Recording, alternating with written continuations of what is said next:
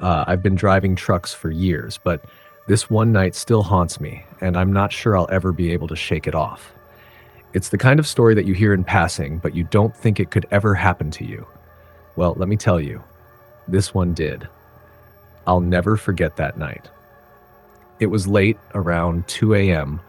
I was making a delivery out in the middle of nowhere. There's a stretch of road off I-40, somewhere in Tennessee, that's mostly desolate. It's just endless forests and fields for miles. There's this diner I stop at sometimes, but it was closed that night. The only thing around was the highway, the hum of the engine, and the dim lights of my truck. I was about an hour away from the next rest stop when I saw the lights of another vehicle up ahead. It was a small sedan, weaving a bit in the road. At first, I thought the driver was drunk, or maybe just tired, but as I got closer, I noticed something odd. The car was moving too slowly, way too slowly. It wasn't just a matter of the driver being impaired. The car was barely crawling along, almost like it was barely able to stay on the road. I pulled up beside it, honking my horn to get their attention. At first, nothing happened. I slowed down, keeping a safe distance, but then I saw the driver. It was a man, early 40s maybe. He was slumped over the wheel, his head resting on the dashboard. His hands were still gripping the wheel, but his body was limp, like he wasn't even aware of what was going on around him. I pulled up beside the car, rolling my window down. I called out to him, but he didn't respond. I've seen people nodding off at the wheel before, so I figured he might have just been exhausted. But something felt off about it. I reached over and tapped my horn again, but still nothing. That's when I saw the reflection in his rearview mirror. I can't describe it properly, but there was something watching me. In the reflection, there was a figure standing in the woods beside the car. A tall, thin shape, almost like a shadow that didn't belong. It was standing perfectly still, just staring at the car, at me. At first, I thought it was just the dim lighting playing tricks on me, but the more I looked, the clearer it became. It was a person, or at least it looked like one. But there was something wrong about it. I should have driven off. I should have just kept going, but something made me stop. I backed off the shoulder and parked a few hundred feet away from the sedan. I figured I could get out, check on the driver, maybe help him if he'd fallen asleep. I grabbed my flashlight and stepped out of the truck. The moment my feet hit the ground, the air around me changed. It felt heavy, cold, almost as if the night itself was pressing in on me. I made my way to the sedan, keeping my eyes on the woods where I'd seen the figure, but it was gone now. I knocked on the driver's window, but he didn't stir. I could see his chest moving up and down, so he was alive, just out cold.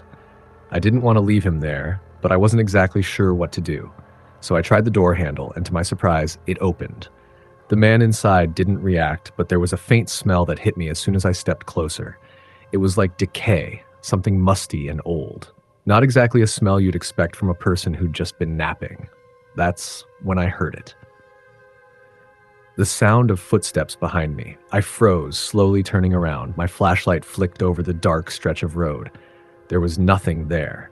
I turned back to the man in the car, my heart pounding in my chest, and I realized I had made a huge mistake. Something wasn't right. The figure I'd seen earlier had reappeared, but now it wasn't standing in the woods. It was standing behind the sedan, watching me.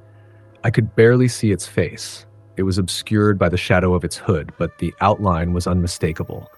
The figure was tall, impossibly tall, with limbs that stretched too long, like they didn't belong to a human. I could feel its eyes on me, though I couldn't see them. They were there. I knew they were. I could hear it moving closer, but the ground didn't make any noise. No crunch of leaves, no gravel shifting beneath its feet. It was as if it was gliding, silently, closer with every second. I backed up slowly, my instincts screaming at me to run, but I didn't.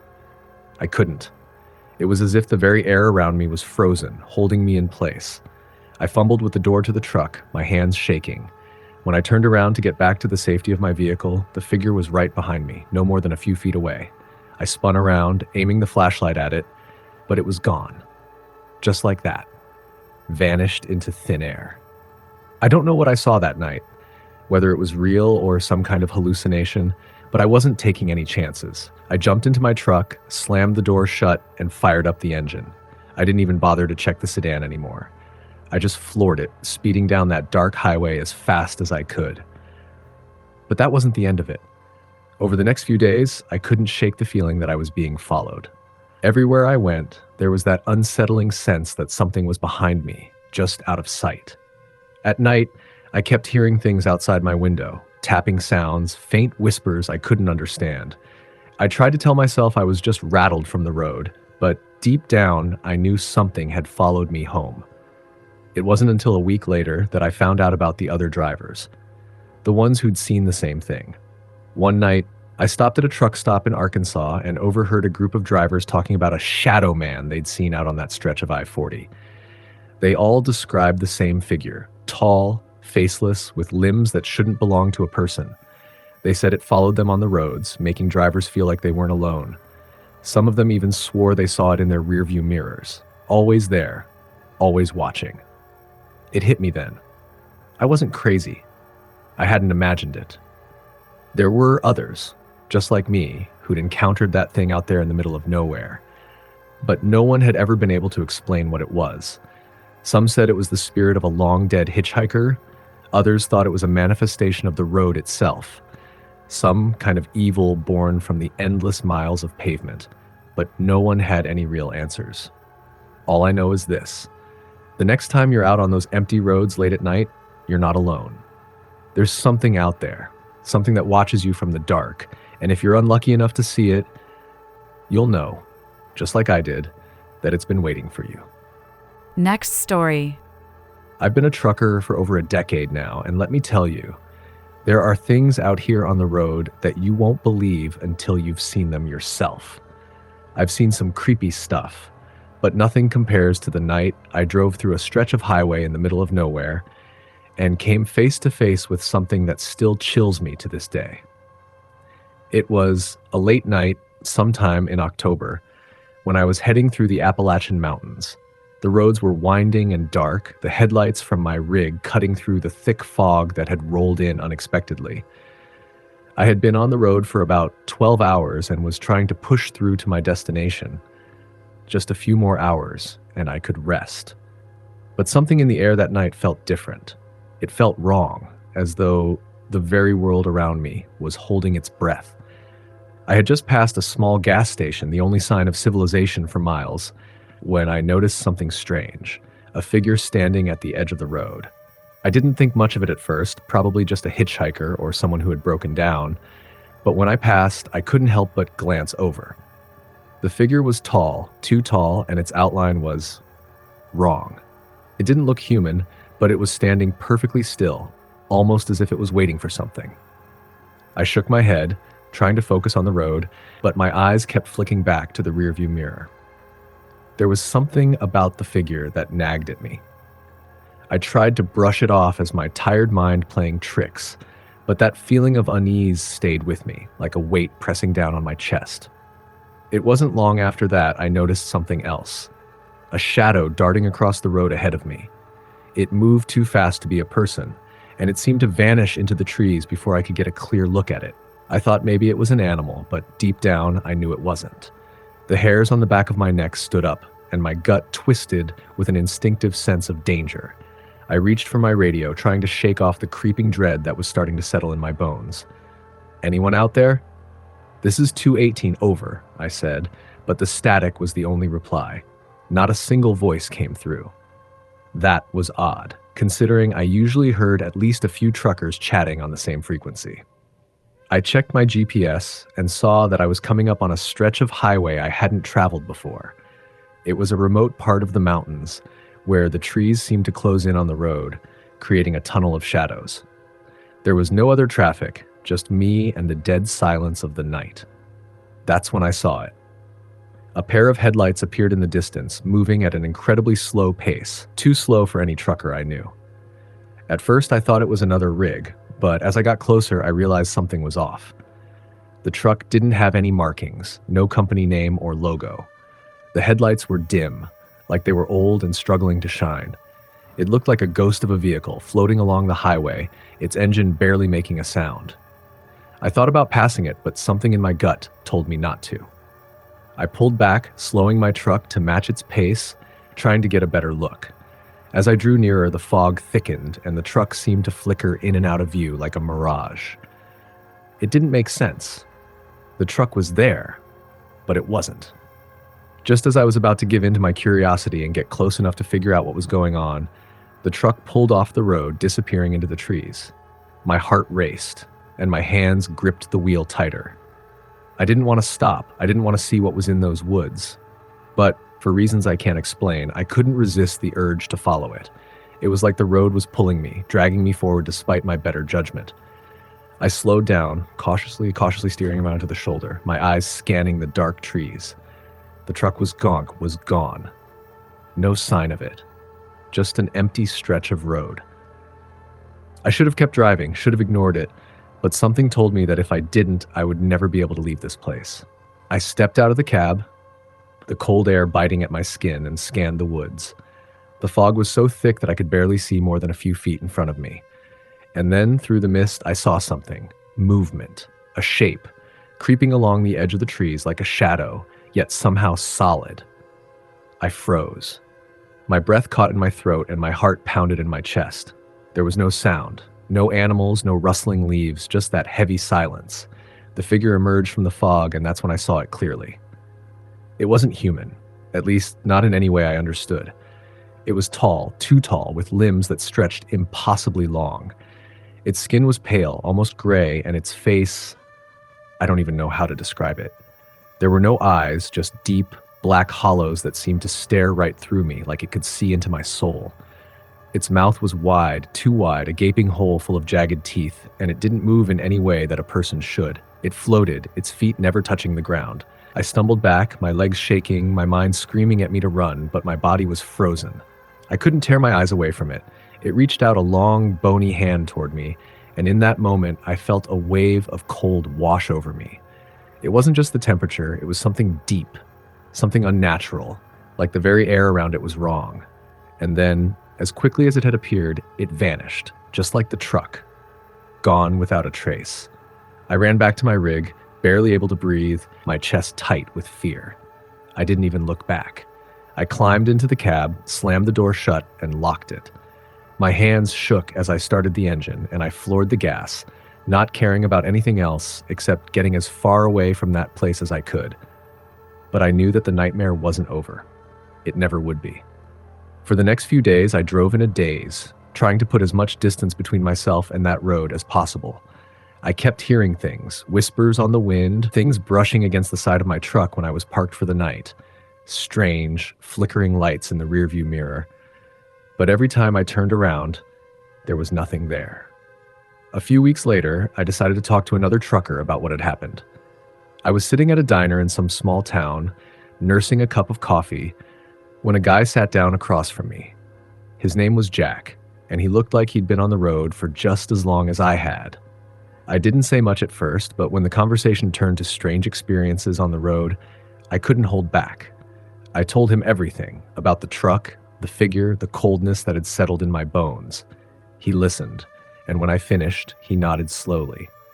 "You're not the first one to see it," he said quietly.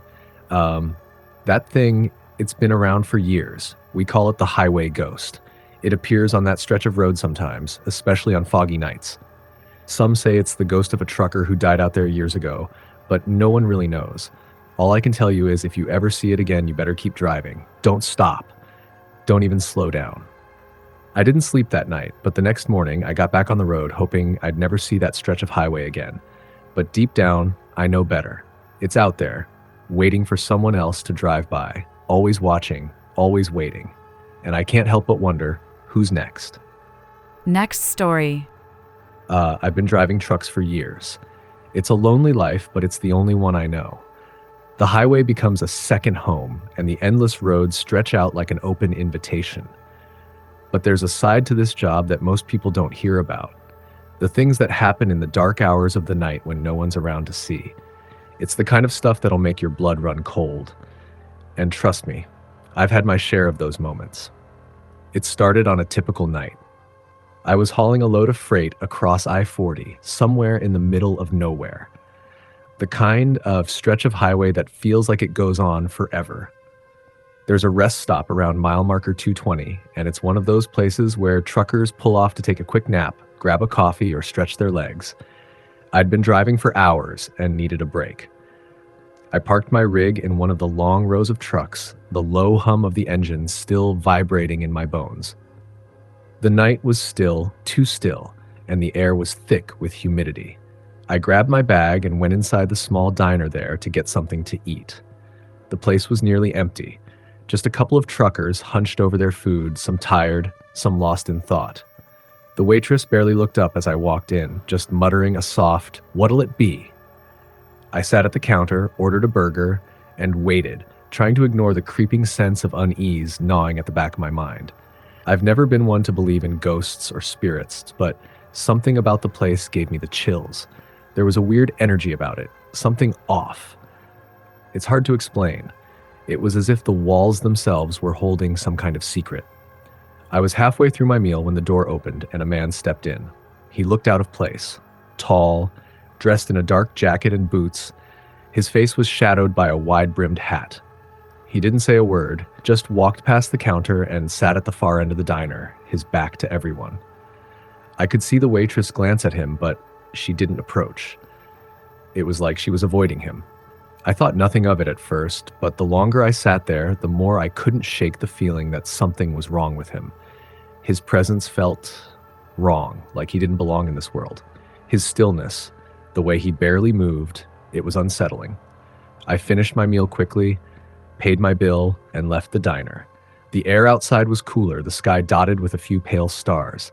I climbed back into my truck and started the engine. As I pulled out of the lot, I noticed the man standing by the edge of the rest stop, just watching me. It was the eyes that got me. They were wide open, but there was no life in them. Empty. Dark, like he wasn't really there. I tried to shake it off, told myself I was just tired, but deep down, I felt a cold knot form in my stomach. I took a deep breath and put the pedal to the floor. I needed to get back on the road. But as I drove, the unease didn't fade. It grew. I couldn't stop looking in my rearview mirror. I kept expecting to see his shadowy figure behind me, but there was nothing. Just the road stretching out into the night. Still, the feeling of being watched lingered. I told myself it was nothing, just a weird encounter. But it wasn't just that. It was the way the truck seemed to be moving slower than usual, even though I had my foot on the gas, and the strange humming sound coming from somewhere inside the cabin. At first, I thought it was just a glitch, but it wouldn't stop. It was like something was vibrating through the whole rig. Then I saw it. Out of the corner of my eye, I saw a figure standing by the side of the road, right where I had passed that rest stop. The same man. His face was still hidden under that wide-brimmed hat, but I could feel him staring at me. I froze, my heart pounding in my chest.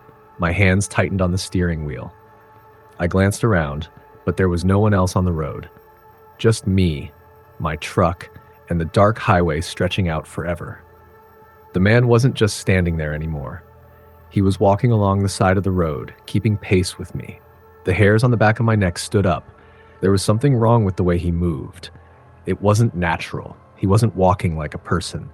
His legs seemed to stretch and bend in odd ways, almost like he was gliding rather than walking.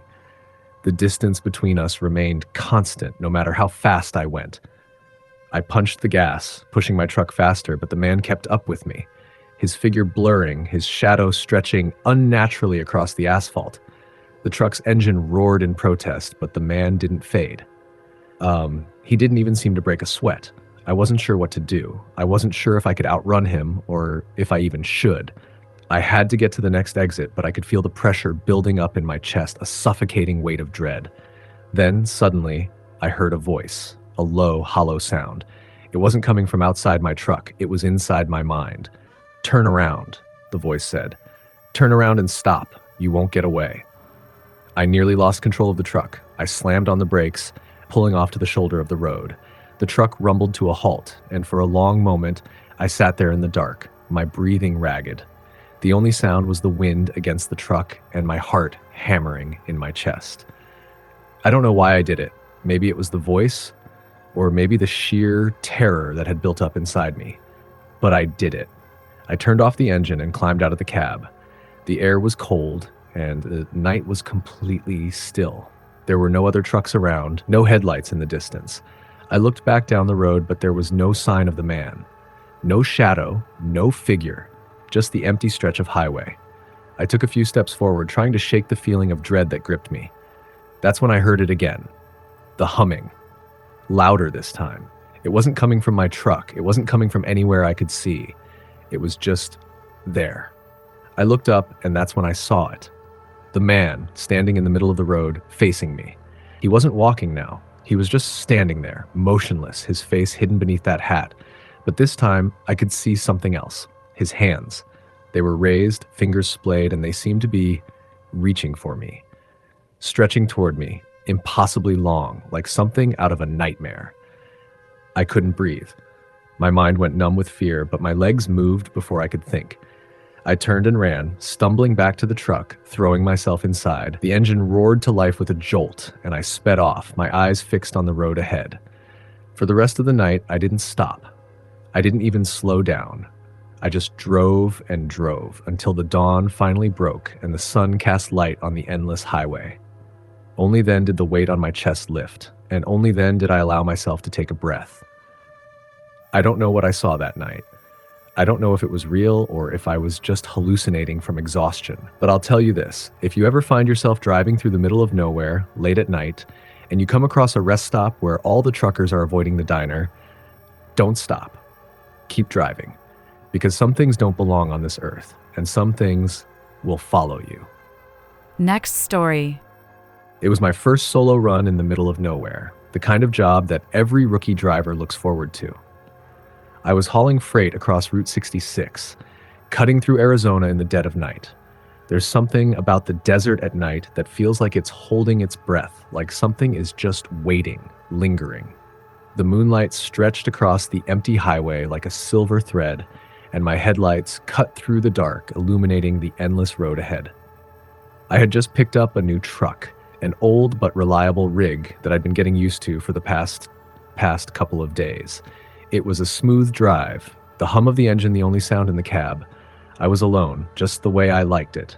The solitude of the highway gave me peace, and I had a rhythm. Keep driving, keep moving, and everything would be fine. It was around 2 a.m. when the first thing went wrong. The radio crackled and sputtered before cutting out entirely. I thought it was just interference, but when I tried to adjust the knobs, the whole dashboard went black. No lights, no gauges, nothing. I slammed my hand on the wheel in frustration, trying to start the truck again, but it refused to budge. That's when I realized the engine had stalled, completely dead. I pulled over to the side of the road, my headlights casting long shadows against the empty desert. The truck was silent now, and so was the world around me. There wasn't even a breeze. I checked my phone. No service. Typical for this stretch of highway. I sighed and got out of the cab, hoping I could figure out what had gone wrong. As I opened the hood, I felt a cold shiver creep down my spine. Something was wrong. Not with the truck, but with the air itself. It was too still. The usual sounds of the desert, the hum of insects, the distant rustling of animals, were completely absent. It was like the desert was holding its breath. That's when I heard the footsteps. They were faint at first, barely a whisper on the wind, but unmistakable. I froze, my hands still gripping the edge of the truck's hood. Someone was out there. I couldn't see anyone, but I could hear them. Footsteps, slow and deliberate, moving in my direction. My heart began to race, and I glanced around, but there was no one. The desert was empty, just the same as it had been when I pulled over. I stepped back, eyes scanning the horizon, trying to make sense of what was happening. My gut told me to get back in the truck, but I was frozen, listening to those footsteps that seemed to grow closer with each passing second. And then, through the dark, I saw him. A figure. Tall, wearing a wide-brimmed hat that shadowed his face. He was walking towards me, his steps measured and slow. His body was draped in a long, dusty coat that looked out of place, like it had seen years of wear in the harsh desert sun. There was something about his movement that didn't seem natural. His strides were too smooth, too deliberate, like he was gliding just above the ground. I wanted to call out to him to ask if he could help, but something held me back. My throat felt dry, and my mind raced to find a reason for why this was happening. Maybe he was just another traveler, I thought. someone who knew these roads like the back of his hand. But no one traveled Route 66 at this hour, not in the middle of nowhere. The man didn't speak. He just kept walking, and the closer he got, the more I could feel his presence pressing down on me. It was like the air around him was heavier, and the world seemed to grow colder, darker, as if his very being was drawing the life out of everything around him. He stopped just a few feet away from me. I could finally see his face, or rather, I could see the lack of one. There were no eyes, no mouth, just a smooth, featureless expanse where a face should be. I couldn't breathe. My heart pounded in my chest, and my legs felt like they were made of stone. Without a word, the figure reached out and touched the truck. His hand, long and thin, made contact with the hood, and I heard a sound like something cracking beneath his touch. The truck seemed to tremble, a low groan reverberating through the metal. I backed away, stumbling as I tried to make sense of what was happening. The world seemed to spin. I reached for the door handle, but when I looked up again, the man was gone. No footsteps, no sign of him anywhere. Just the dark desert stretching out in front of me and the silence that had returned. I didn't waste another second. I jumped into the cab, slammed the door shut, and tried to start the truck again. Nothing. The engine remained dead. Panic surged in my chest as I looked around. I knew something wasn't right. That figure. Who or what was he? Suddenly, a low voice, like a whisper on the wind, filled the truck. It wasn't coming from outside, though. It was coming from inside my head. "You won't leave," the voice said, and the words chilled me to the bone. I could feel the truck shaking again, but this time it wasn't from the engine. It was as if the entire rig was being pulled, dragged into the earth. I slammed my foot down on the brake, desperate to stop whatever was happening. But it was no use. The truck lurched forward as if some unseen force had started moving it. I looked out the window and saw the man again, standing in the distance, just beyond the range of my headlights. His faceless form was watching me, motionless, like a shadow that had no intention of leaving. I couldn't explain how or why, but it was as if the desert itself had claimed me, and he was its keeper. The whispering voice came again, louder this time. "You're not leaving. Not now. Not ever." I gripped the wheel tightly, my knuckles white with fear.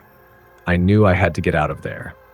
There was no explanation, no reason for any of this, but one thing was clear. I wasn't in control anymore. Just as I thought I might lose it completely, the truck suddenly jerked back to life, the engine roaring back with a violent sputter. The headlights flickered, and the dashboard lit up again as if nothing had happened. The figure was gone.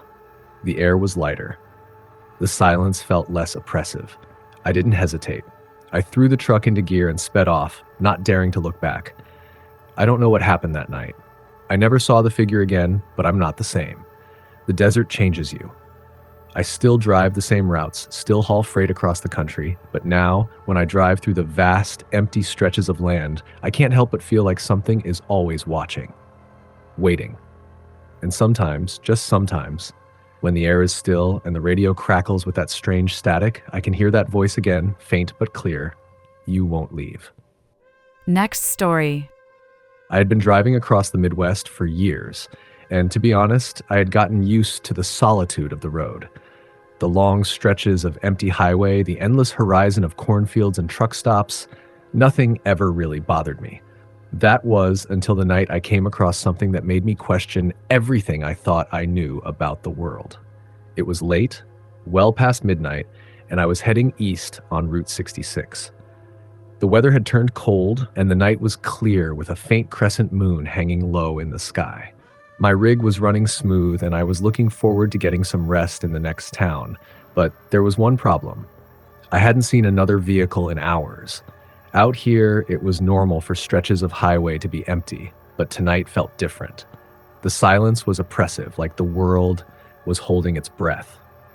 I could see the occasional flicker of lights in the distance, probably a farmhouse or a small town, but the road itself felt like a ghost town. It was just me, the hum of the engine, and the endless black of the night. That's when I first noticed the oddity. A strange, flickering light appeared ahead of me. At first, I thought it might be another trucker, but as I got closer, I realized it wasn't moving like a truck. It was too small, bouncing erratically, almost like a flickering lantern or a firefly, but it didn't make sense for it to be out in the middle of nowhere, not with the nearest town miles away.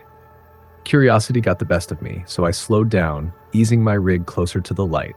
As I approached, I saw it more clearly, a small, faint glow drifting above the road. It wasn't attached to anything, just floating there, shimmering in the night air. I rolled my window down slightly, trying to get a better look. It was too far to touch, but the light had a strange, almost magnetic pull. I don't know what came over me, but I suddenly felt compelled to follow it. I eased the truck off the road, the tires crunching on gravel as I steered toward the strange light.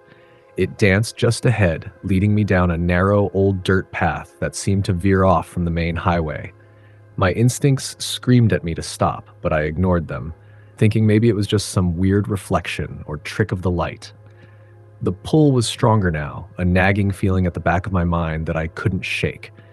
Eventually, the path grew narrower and the trees began to close in on either side. I felt like I had driven too far off the main road, and every inch of me was telling me to turn back. But the light was just ahead, glowing faintly in the darkness, and I couldn't look away. I came to a clearing, and that's when I saw it. At the center of the clearing was an old, rusted-out truck. It was unlike anything I had ever seen. The paint was chipped and faded, the tires were deflated, and the truck had clearly been abandoned for years. But what caught my attention wasn't the truck itself, it was the light. The light was coming from inside the truck, flickering like a lantern that was slowly dying out. As I got closer, I noticed something moving inside the cab. A figure hunched over, sitting in the driver's seat. I froze. There was no way anyone should have been here in the middle of nowhere in a truck that looked like it had been abandoned for decades. My hand hovered over the horn, but I couldn't bring myself to sound it. The figure didn't move, but there was an overwhelming sense of dread in the air. I couldn't tell if the figure was real. It didn't look human, at least not in the way I understood it. The shape was all wrong, too still, too lifeless. I watched it for what felt like an eternity, but it didn't budge. The glow from the truck started to flicker even more erratically, and I felt a strange pressure building in my chest. Without thinking, I backed away, the gravel crunching beneath my tires. As I did, I couldn't help but glance back at the truck one last time. That's when I saw it. The figure in the driver's seat was no longer still. It had turned its head, and its eyes, God, its eyes were fixed directly on me. There was no face, no features, just empty, black holes where eyes should have been. A scream caught in my throat, but I couldn't make a sound. My body was frozen with fear. Then, as quickly as it had appeared, the light in the truck went out. The figure slumped forward, and everything was silent. I didn't wait to see if it would move again. My foot slammed on the gas, and I sped away, not looking back until I reached the main highway. My heart was pounding, my hands slick with sweat as I gripped the steering wheel. But that wasn't the worst part. When I finally pulled into the nearest town, I went straight to the diner to try and calm down. I hadn't seen anyone on the road, and there were no signs of life in the area where I'd parked, so I didn't think much of it. But when I walked into the diner, I froze. Behind the counter was an old man, his face wrinkled with age, but his eyes, those eyes, were the same empty black holes I had seen in the figure. I don't know why, but I couldn't stop staring at him. Something inside me told me that I had seen him before, but I had never been to this town. I took a seat, trying to shake off the lingering feeling of dread that was still creeping up my spine. I couldn't look away from the old man. And then he spoke, his voice low and raspy, but somehow familiar. "You're not the first one," he said. "Not the first to see the truck, not the first to feel the pull. You won't be the last either." I couldn't respond. I didn't know what to say. "You've seen it, haven't you?" he asked, his voice almost a whisper. "The truck, the light, the driver. It calls to you." I nodded slowly, my stomach turning. "It's always been like that. There's something out there, something in the road that draws people in," he continued, his black eyes boring into mine. "People who follow it, they never come back." I stood up, my legs shaking, and backed away from the counter. My mind raced, my heart thudding in my chest as I ran out of the diner and into my rig. I didn't stop driving until I was miles away, as far from that town as I could get. It's been months since that night, and I haven't been able to forget it. Every time I drive through the Midwest, I'm always looking over my shoulder, always wondering if I'll see that strange light again. The thought gnaws at me like a constant itch I can't scratch. And sometimes, just sometimes, I think I hear a faint sound like an engine in the distance calling me back. Next story. I've been a trucker for nearly 15 years now, and I've seen some strange things on the road, but nothing compares to what happened to me last winter. I was driving alone, just me, my rig, and the long stretch of highway ahead of me. It was late, around 1:30 a.m., and I was about halfway between Denver and Salt Lake City, cruising through a desolate stretch of highway. The roads were icy, the wind was biting, and visibility was terrible. The kind of night where you know you don't want to stop, but you also don't want to go too fast. I'd passed a few scattered gas stations and truck stops, but everything felt empty. There was nothing for miles, just snow-covered fields on either side of the highway. The kind of loneliness that makes the road feel endless. That's when I saw it. A car on the side of the road. It was a small sedan parked with its headlights on, illuminating the snowy ground. At first, I thought it was just another driver stranded, maybe broke down or waiting for help. But something didn't sit right with me. The car had no other vehicles around, and it wasn't moving. The windows were fogged up, and I couldn't make out anyone inside. It felt like the car had been sitting there for a while, abandoned, and yet the headlights were still on. I slowed my truck to a crawl, trying to decide if I should stop and check on whoever was in that car. It didn't seem like a good idea, given how isolated the area was, but the thought of someone stranded out here in the middle of nowhere made me feel uneasy. I pulled over a few yards behind the car and put my truck in park. The wind howled outside, but there was a strange stillness around the car, like the world was holding its breath. I grabbed my flashlight, turned off the engine, and stepped out of the truck. The cold hit me like a slap. It was so cold that my breath froze in the air before I could even exhale. I made my way toward the car, and as I got closer, I noticed the fogged windows again. No one was inside, but something was strange about the car, something I couldn't put my finger on. The headlights flickered once, twice, then went out completely. I reached for the door handle, but before I could touch it, I heard a voice. It was soft, like a whisper, coming from somewhere deep within the car. "Help me." I froze. My heart pounded in my chest. I didn't know what to do. It didn't sound like a voice of someone in distress. It sounded calm, almost familiar, like it had called me by name. I pulled my hand back, unsure of whether I should stay or go, but curiosity got the best of me. I leaned closer to the window, my breath fogging up the glass. That's when I saw it. In the rearview mirror, someone was sitting in the back seat. They weren't moving, just staring at me. At first, I thought it was a trick of the light, maybe just my reflection. But no, there was someone there. A woman, sitting still as a statue, her face pale and expressionless. I jumped back, my pulse racing. My mind was screaming at me to get away, but I couldn't move. My feet felt frozen to the ground. "Help me," the voice repeated, but now it was clearer, more urgent. I was about to turn and run when the back door of the car creaked open. My heart skipped a beat. I don't know what it was that made me take a step forward, but something pulled me closer to the car.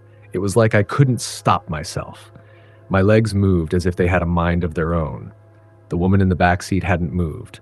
She was still staring, her eyes wide open, her mouth slightly ajar. But then, slowly, she raised her hand and pointed toward the back of the car. I felt a sudden chill crawl up my spine.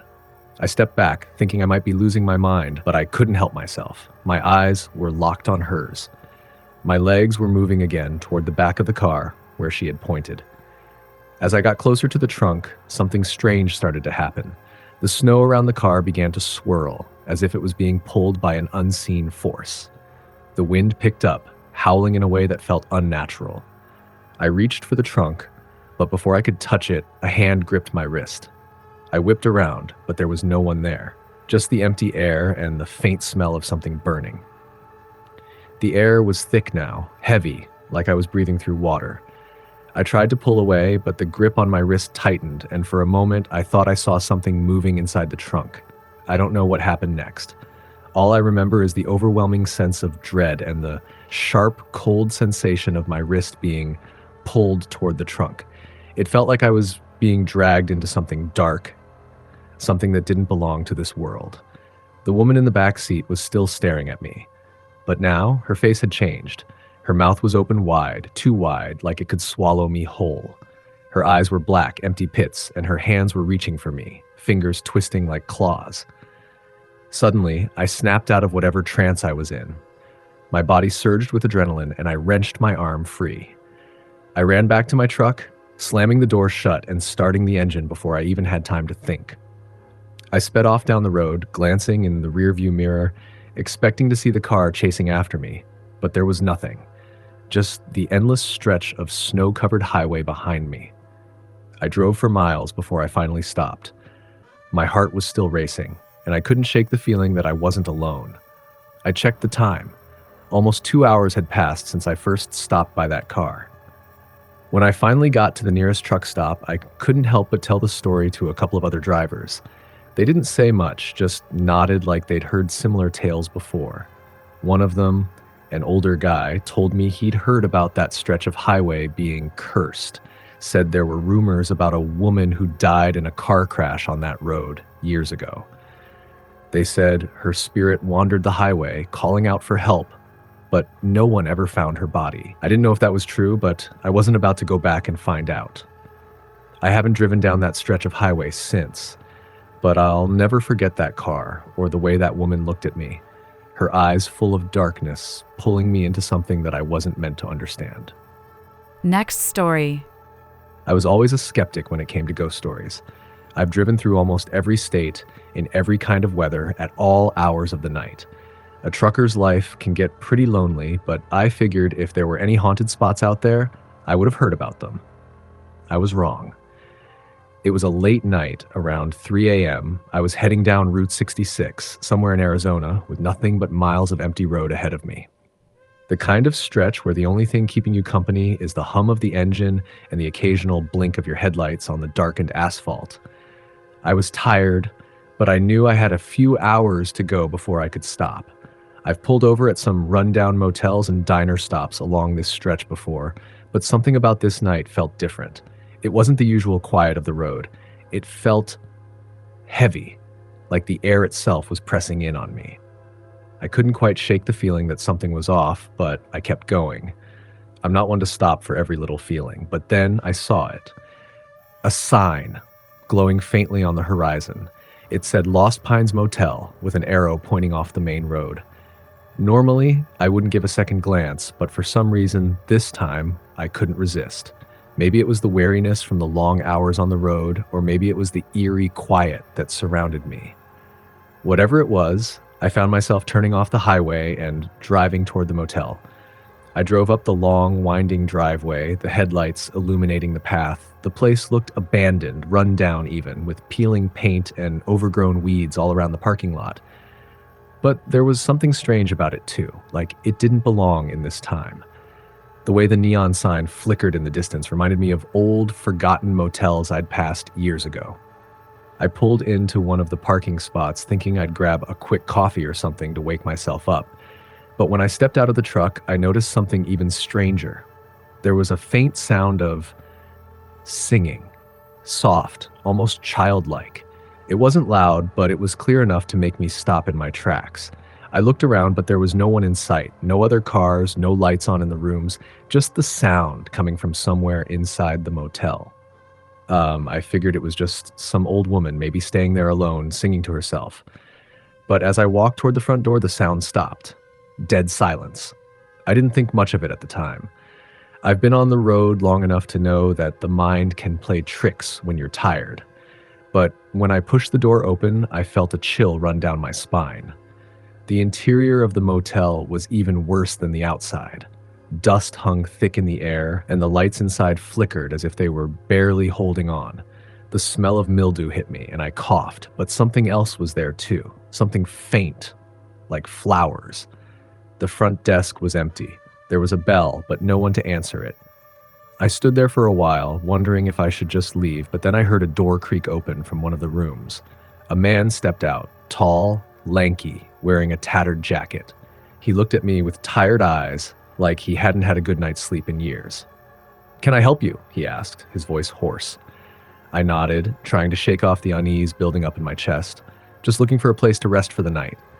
He eyed me for a second before motioning toward a hallway behind him. Room 4. It's the only one available. I couldn't quite place it, but his words felt off, like he wasn't entirely there, or maybe he was hiding something. But again, I was tired. I just needed a bed. I grabbed the key, thanked the man, and made my way to room 4. The door squeaked when I opened it, and the room was dark, too dark. The only light came from a single flickering lamp on the far side. I took a few steps inside and froze. The walls were covered in old wallpaper, the kind that hasn't been in style for decades. But it wasn't just the decor that got me. It was the smell. It wasn't mildew this time. It was the smell of flowers, like fresh-cut roses, but something about it felt wrong. I shook my head and moved to the bed, kicking off my boots and collapsing onto the mattress. I was out within minutes. When I woke up, it was pitch dark and I couldn't hear anything. No traffic, no sounds of the wind outside. Just silence. That's when I felt it. A weight, a pressure, like something was watching me from the corner of the room. I sat up, heart pounding, and tried to adjust my eyes to the darkness. There was something, or someone, standing in the corner just out of my line of sight. I blinked a few times, thinking I was just seeing things. But when I looked again, the figure was closer. It was a woman, tall and thin, wearing a long white dress. Her hair was long and black, falling around her face in tangled strands. But her eyes, they were the worst part. They were completely white, empty. No pupils, no color, just an endless, hollow gaze. My body froze. I couldn't move, couldn't scream. She didn't say anything, just stood there watching me. I couldn't even hear her breathing, just the cold air filling the room. And then, with no warning, she took a step closer. That's when I snapped out of it. I jumped up and ran for the door, not caring about anything but getting out of there. As I fumbled with the lock, I heard the woman whisper something, though I couldn't make out the words. But it didn't matter. I finally got the door open and bolted outside. I ran straight to my truck without looking back. The entire time, I could feel her presence, like she was right behind me, following me. But when I jumped into the driver's seat and sped off down the road, I glanced in the rearview mirror. Nothing. Just the empty, dark road. I didn't stop driving until I hit the next town, about 50 miles down the highway. I found a motel there, checked in, and tried to sleep. But the whole time, I couldn't shake the feeling that something was waiting for me back at that motel. I didn't tell anyone about what happened, figuring they'd just call me crazy. But I'll tell you this. If you ever find yourself on Route 66 and you see a place called Lost Pines Motel, keep driving. Next story.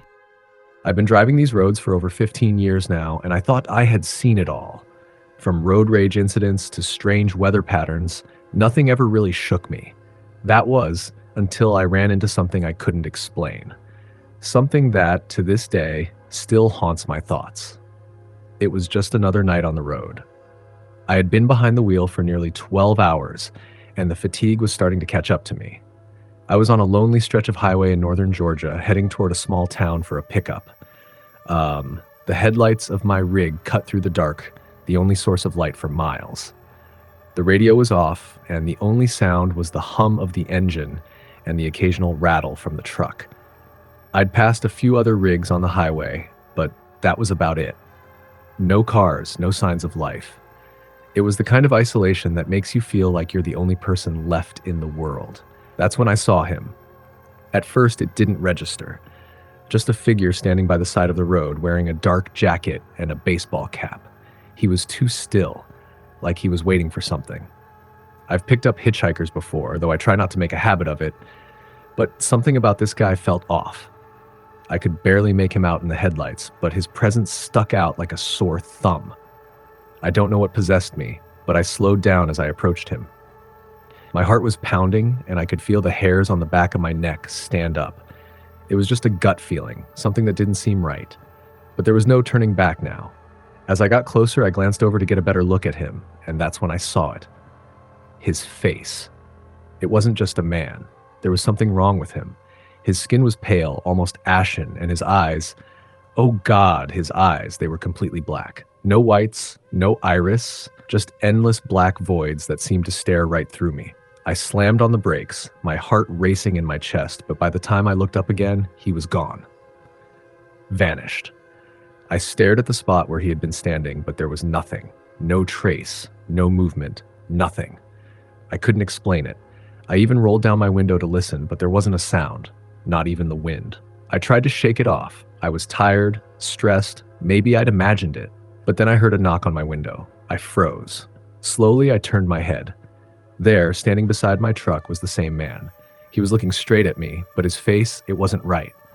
It was twisted, almost inhuman. The skin on his face sagged like it was melting off, and his eyes were still those deep black pits. I didn't even think.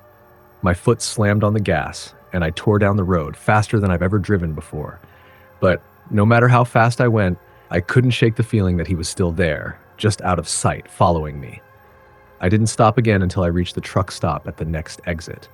I parked and locked the doors, my hands shaking so badly that I had to grip the steering wheel with both hands just to keep from losing control. I tried to calm myself down, telling myself it was just a bad moment, a weird encounter. But the thing is, that wasn't the end of it.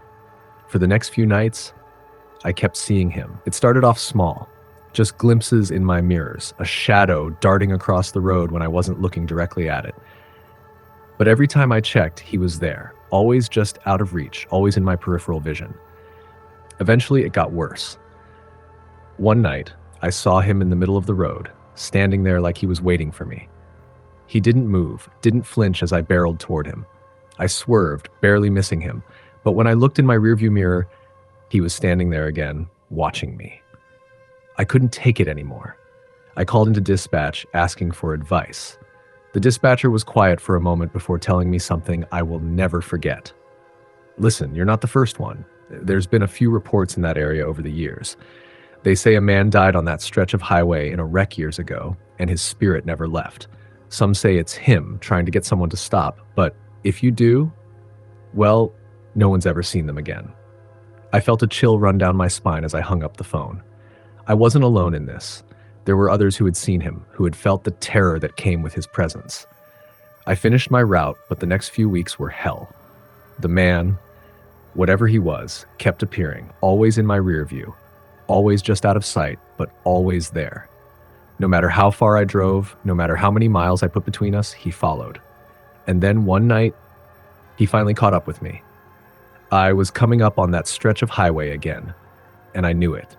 I could feel it in my bones, the dread, the weight of it pressing down on me, but there was no turning back. I had a delivery to make. I rounded the bend, and there he was, standing right in the middle of the road, blocking my way. I tried to swerve around him, but the moment my headlights hit him, I saw the truth. His face was no longer a mask of decay. It was pure darkness, like the night itself had taken shape. His body seemed to stretch unnaturally tall, and his arms reached out to the truck like they were trying to pull me into the void. I screamed. The truck veered off the road, and I slammed into a guardrail, barely avoiding a crash. When I looked back through the windshield, he was gone. The road was empty again, just the silence of the night pressing in on me. I couldn't explain it. I don't know what he was or why he was following me, but I know one thing. He's out there, waiting for the next trucker to come down that road. If you're ever driving in that part of Georgia, watch your mirrors. If you see a figure standing in the dark, don't stop. Don't even look. Just keep going, because if you do, you may never make it out. Next story. I've driven through the night countless times, always thinking I'd seen everything the road had to offer. But one particular night still haunts me, and it's a story I don't like to tell, mostly because I'm still not sure what happened. It was about a year ago, in late October. The kind of night that feels colder than usual, with the wind whipping and the smell of rain in the air. But there's no rain yet. I was cruising along a stretch of highway outside of Albuquerque, New Mexico, long, empty road as far as the eye could see. It was 3 a.m., and I was making good time, trying to stay awake with some old rock and roll playing on the radio. The road had this eerie silence to it. No cars, no trucks, just me and the headlights cutting through the darkness. I'd been driving for hours and I was getting tired, but I wasn't about to stop. The road wasn't exactly dangerous, but it was remote, and there wasn't much for miles. I glanced at my GPS. And that's when I noticed something strange. The system showed me as being on a road I knew wasn't there. I knew this stretch like the back of my hand, and there was nothing on the map that even resembled the path I was driving on. I checked it again. Same thing. My truck's position was on some road that didn't exist. I pulled over to the shoulder, feeling uneasy. The GPS had glitched before, but this was different. The map just didn't make sense.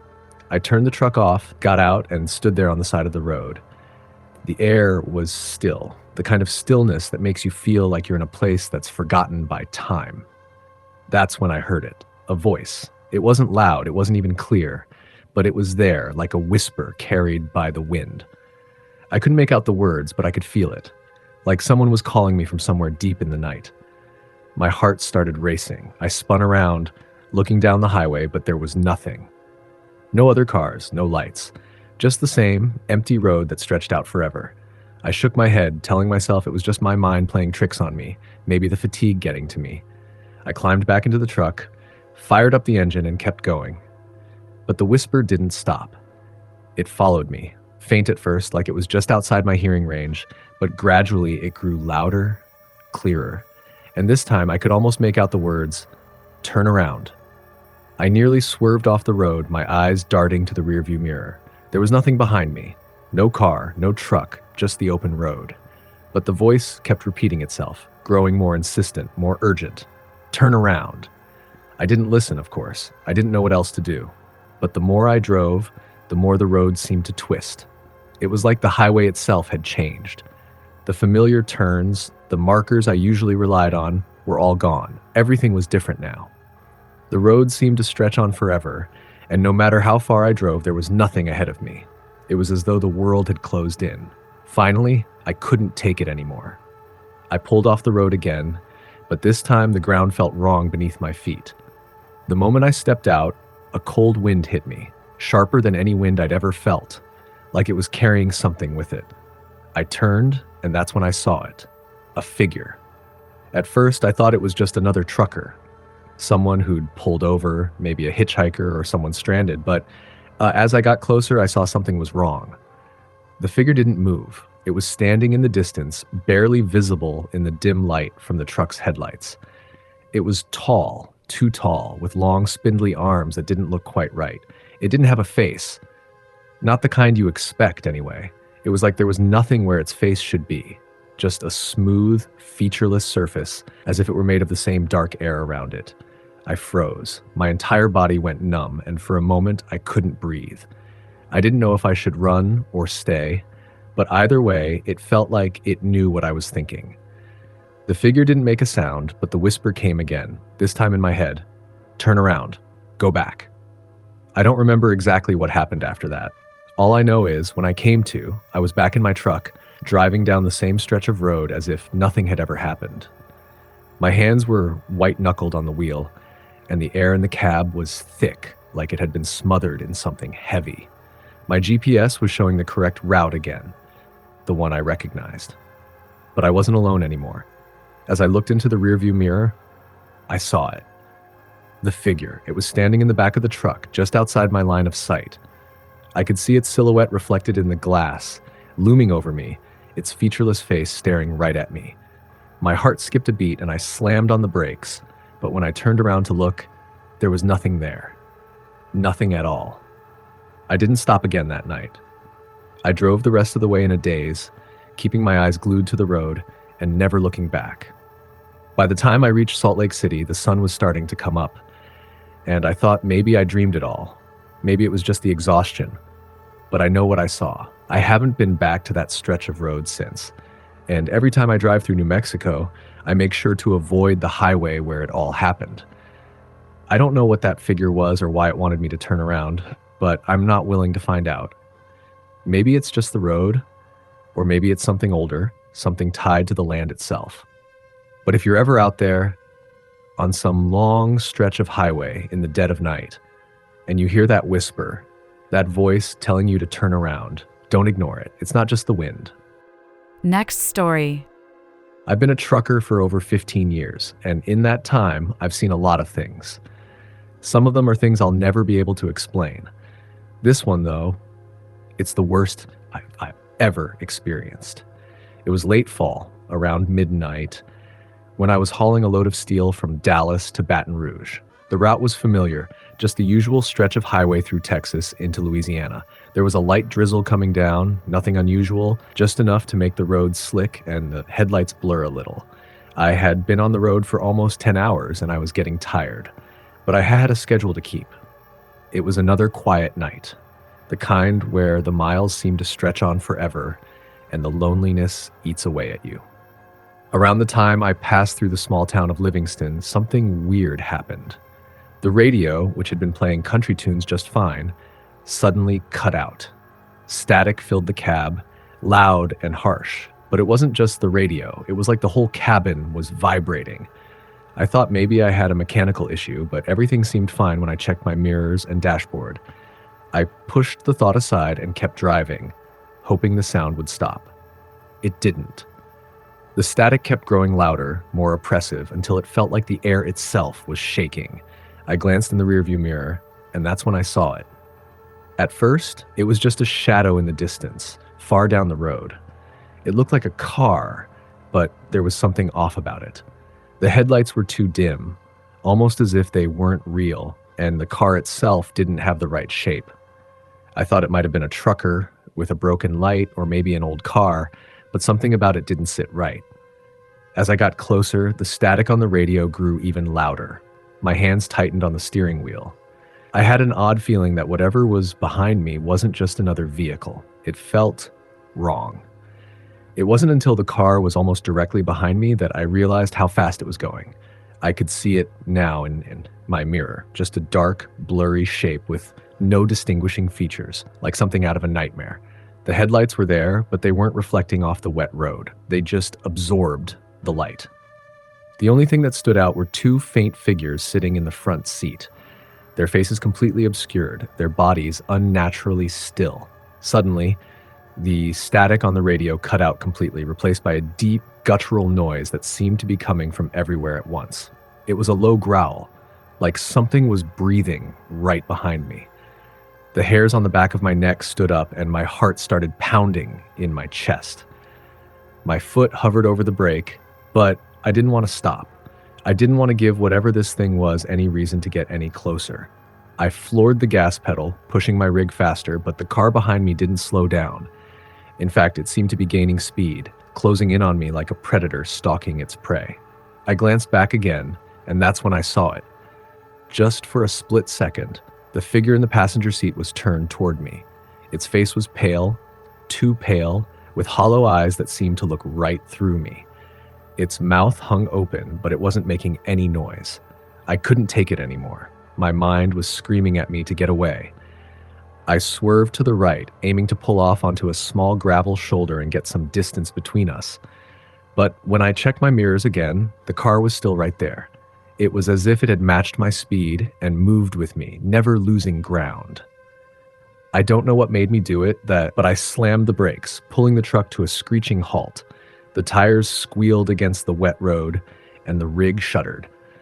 I threw the truck into park and jumped out, hoping maybe I could confront whatever this thing was. Maybe if I stood my ground, it would disappear. As soon as I stepped out onto the road, the eerie silence hit me. There was no sound except for the soft patter of rain, and the strange buzzing in the air had stopped. I spun around, scanning the empty highway, but there was no sign of the car. Nothing. Just the damp road stretching out in both directions. I let out a long breath, unsure of what I had just experienced. My heart was still racing, and my palms were slick with sweat. Maybe it had been a hallucination, something triggered by fatigue. I didn't know. But I didn't stay out there long. I climbed back into the truck, slammed the door shut, and locked it. The last thing I wanted was to be standing out there if whatever it was decided to come back. I didn't look back. I just started the truck again, and this time, I didn't stop driving until I reached Baton Rouge.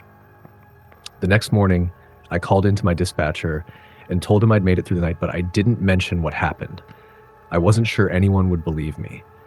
But there was one thing that stuck with me. When I passed through Livingston, I saw something strange. The same car, the one I'd seen last night, was parked on the side of the road near an old diner. It was exactly where I'd seen it in my mirrors, except now it was completely empty. Not a soul around. I've driven through that same stretch of highway many times since, but I've never seen that car again.